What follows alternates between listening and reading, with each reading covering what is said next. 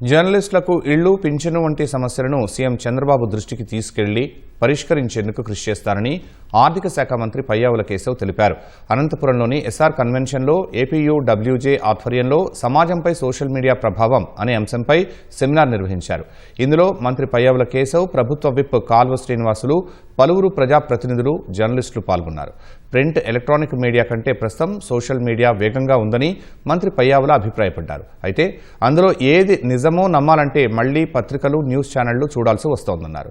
Social మీడియాలో ఎంత నిజం ఉందో అబద్ధం కూడా అంతే ఉందన్నారు. నిజాన్ని ప్రజలకు తెలిపేలా అందరూ బాధ్యత తీసుకోవాలన్నారు. గత ప్రభుత్వం జర్నలిస్టులపై కుట్రలు చేసిందని, కూటమి ప్రభుత్వం మాత్రం వారి సంక్షేమానికి కృషి చేస్తుందన్నారు. జర్నలిస్టుల సమస్యలు తన దృష్టికి వచ్చాయని, వాటిని సీఎం దృష్టికి తీసుకెళ్లి పరిష్కరించే ప్రయత్నం చేస్తామని తెలిపారు.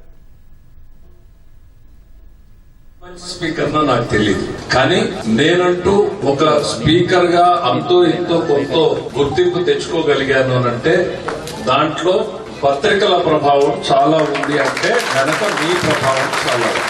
న్యూస్ పేపర్, రేడియో, టీవీ, ఇవాళ సోషల్ మీడియా. బాధ్యతతో కూడినటువంటి భావ ప్రకటన గతంలో ఉండేది. ఇప్పుడు బాధ్యత లేని భావ ప్రకటన. ఇష్టం, నేనే రాజు, నేనే మంత్రి లాగా, నేనే జర్నలిస్టు, నేనే డెస్క్, నేనే ఎడిటింగ్, నేనే ప్రింటరు, నేనే పబ్లిషరు అయిపోయింది. ఎవరి మీదైనా మంచి చెడు అనేటువంటిది ఆ డిస్టింక్షన్ రావాల్సినటువంటి అవసరం అయితే తప్పకుండా ఉంది.